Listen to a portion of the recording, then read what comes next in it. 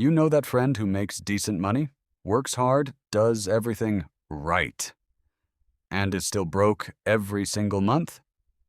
Now here's the uncomfortable part. That friend might be you. Let's be honest. This isn't about bad luck. It's not about a low salary. It's psychology. And nobody talks about it because it's uncomfortable to hear. I'm Mr. Kraft.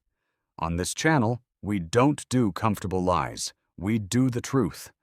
So let's get into why broke people stay broke, even when they have every reason not to. First, reframe. Broke isn't a number in your bank account. Broke is a pattern in your brain. And that pattern repeats itself no matter how much money flows through your hands. Give this person a raise, and within months, they're back to zero. Give them a windfall, and it disappears just as fast. The number changes. The pattern doesn't. Here's reason one. The relief spending loop. You get stressed. Bills, work, life. And your brain looks for the fastest exit from that stress.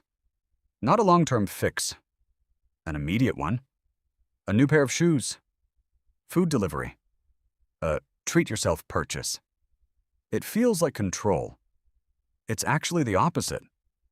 You're not solving the stress. You're just numbing it for 20 minutes. And that 20 minutes costs you real money every single time it happens. Do that once a week for a year, and you've quietly spent thousands of dollars managing emotions instead of your life. Reason two, identity before income. Most people don't spend based on what they earn. They spend based on who they believe they are. If someone sees themselves as the guy with the nice car, that identity gets funded first, before savings, before investing, before anything else. Change the income. The identity spending doesn't shrink. It just finds new ways to survive on whatever comes in.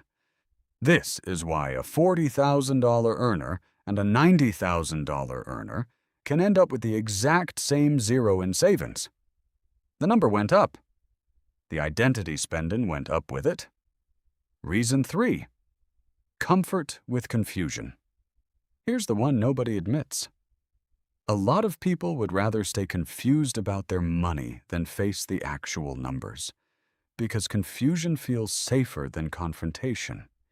If you never check the real total, you never have to feel the shame of seeing it. So the habit becomes avoidance. And avoidance is expensive, because what you don't measure, you can't control. Sound familiar? Good, because recognizing the pattern is the only way out of it. Let me walk you through what this looks like in real life. Picture two coworkers. Same job, same salary, same rent. One of them constantly feels behind, stressed, tight, confused about where the paycheck goes. The other feels calm, in control, quietly building savings in the background. Same income, completely different internal pattern. One is reacting to money, the other has a relationship with it. That's the real gap. Not income, not opportunity. Pattern. So here's what actually breaks the cycle. 3 direct moves. Move 1. Interrupt the loop, don't fight it. You can't out-willpower an emotional spending habit, so build a 24-hour rule on non-essential purchases. Not forever, just enough space to separate the emotion from the decision. Most impulse purchases don't survive a full day of distance. That gap is where control comes back. Move 2. Fund the identity you want, not the one you're used to. Every time you're about to spend on the old identity, the look you've always had, redirect a portion of that money into the identity you're building. Instead, savings, investing, skill building. Let your money start acting like the person you're becoming, not the person you've been.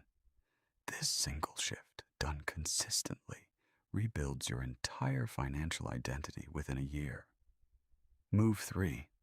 Face the number once a month, no exceptions. Not obsessively, just honestly.